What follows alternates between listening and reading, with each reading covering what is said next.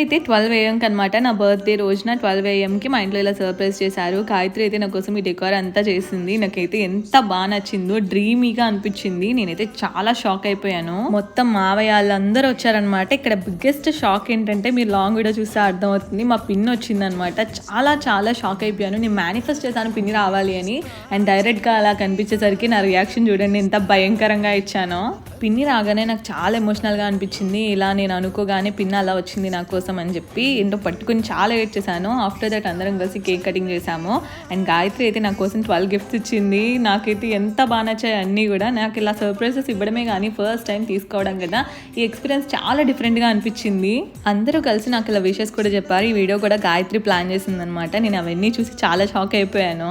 ఈ 12 AM birthday ఎలా జరిగింది అనేది నేను ఫుల్ వీడియో ఇక్కడ ట్యాగ్ చేస్తున్నాను. ఎవరికైనా ఇంట్రెస్ట్ ఉంటే తప్పకుండా చూడండి. మళ్ళీ నెక్స్ట్ వీడియోలో కలుద్దాం. అంతవరకు ఛానల్ని సబ్స్క్రైబ్.